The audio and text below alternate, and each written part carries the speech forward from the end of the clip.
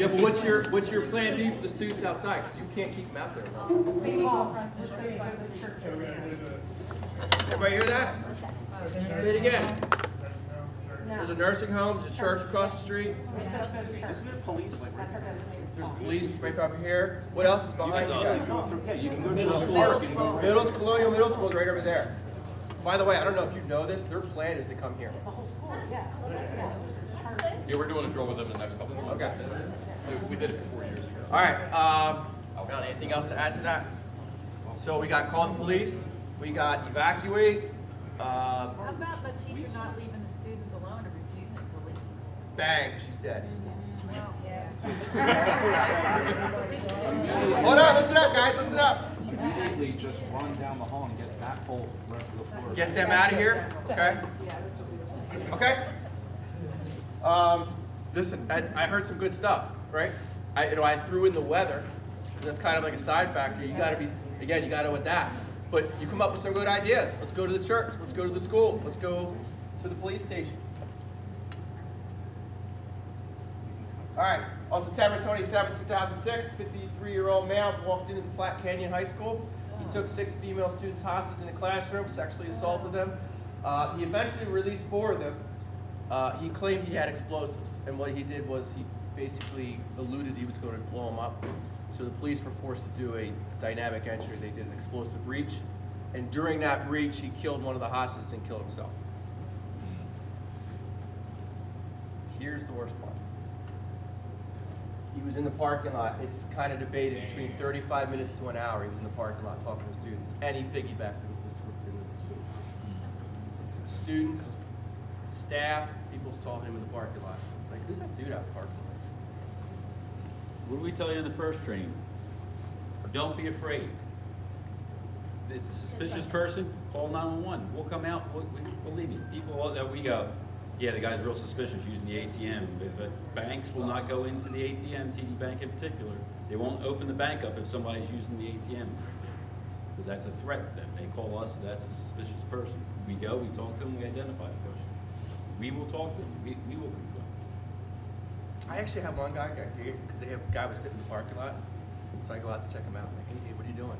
He was actually doing a survey on the intersection, and he was working stuff like, and he's like, what are you doing? I'm like, I'm doing a survey for the intersection, and he didn't skip a beat. It obviously happens all the time. It happens all the time. It's like, and he was like counting cars, and I'm like, what is going on in here? But anyway, side note. Yeah. So yeah, it's prevention's the key, guys. Prevention's the key. All right, let's move on. Scenario 3, second day of school, right? It's overcast, 75 degrees. I didn't know what the second day of school was, so I didn't look it up. You guys can gig me on that. Afternoon session has just began. Father arrives at school, wants to sign his daughter out early. He's not on the pickup list. He's inside the office. I want my daughter. What's your name? Joe Schmel. Joe, you're not on the list. Okay? Never happened before, right? All right, what's your priorities? What are your options? What are your concerns? Give about 20 seconds. Most of you don't know anything's going on. You came to the front office. Well, there is panic on under. Yeah, there's a 911. And a 211. Does that work? 911. All right, I'm sure this has happened before. I mean, you guys, I'm teaching them, right? It happens once a week. You guys? Does. No clue? What do you do? What do you guys do? Huh? My first step would be to call someone automatically. Okay. If they're not on that list and they're insisting on taking the child, someone from admin would have to approve it. They would literally have to come out. Okay. And speak to that person. Okay. And then it's on them. Keep them contained in that area? They're contained in Are that there, area. They don't leave the front desk. They don't leave the front They desk. don't leave the front desk. But Okay. they could, right? They could, and if they start to, I have a panic button. That and changes the I- scenario I for you, will- right? I will push it. Okay. Call it the classroom. Come back. All right. Is this a known or an unknown threat? Is it? Yeah. He's not on the list. We don't know who he is. We can find out. All right, we'll come back to that too. All right. Dad becomes irate, demands to speak with the principal. Oh, you said it. He's got a copy of the child's birth certificate. He's got ID. The cert says he is dad. This is my daughter. I want her now. He's been asked to leave because he's not on the list. He threatens to sue everybody. I'm going to sue you. I'm going to sue you. You never heard that before, right? Oh, yes. I'll have your job.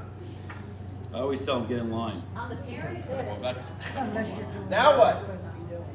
I often will talk to the student when not in front of dad. Then, because you could call the host school, right?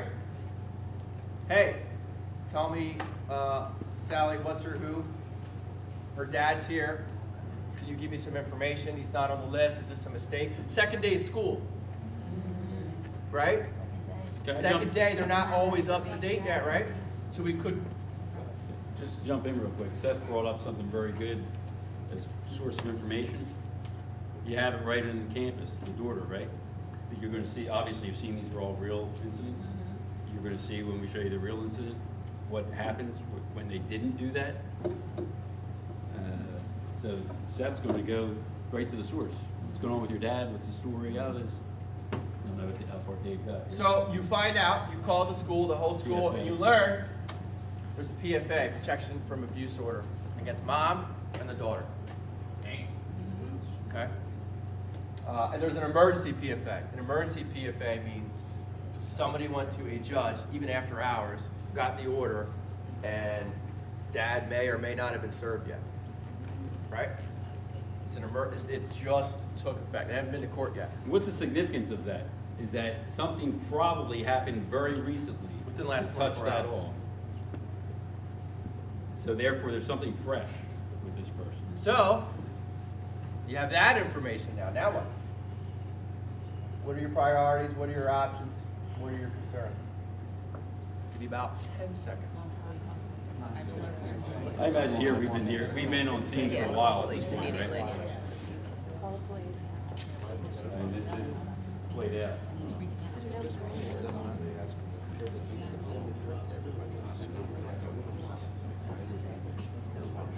All right, I'll give you guys a break. Peace. I haven't picked you guys in a while. Listen up.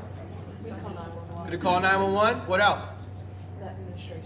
Let the admin know. We said possibly move the daughter. You might know what class she's in. She might know where she's at. Second day, but yeah, good, right? Second day. Second day. What else? What do you think, Dave? Call authorities, right? What about up here? What's that? Protect the child. Protect the child, all right? How about the school itself? Are we calling a lockdown for the school? I mean, do we want to be changing classes while this is going on? Depends on how it escalates too. Okay, the dude has an emergency PFA. Right, but I'm like, in how administration handles it. Okay. All these other things are in place, you're calling the police, they're coming, everything. You kind of have to stall them a little bit, people might say, Right. in the office, let's talk. Okay. And kind of- We're gonna come back to that too. That kind of parlays what she was talking about earlier. All right. I'm up against the wall here. Dad learns the police have been called. He stops talking. He's not responsive. Is that enough? And he walks out in the hallway. He's gonna go find his daughter himself. Lockdown. Automatic lockdown. Okay?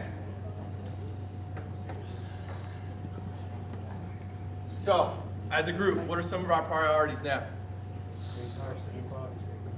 We got problems, right? Call a lockdown. If I walk out that door in front of your desk, how quickly can I get to how many students do you have in here? Very quickly. Huh? 50? Can you lock down before I can get to there? Probably not. No way. Huh? Because I was just- You don't know who's coming. You wouldn't know what's going on by the time I walk. Think how long it takes to walk from there to there. Oh, yeah. What are some of your options?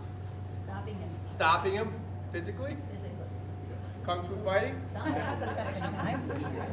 At least give yourself more time. Buying time? Okay.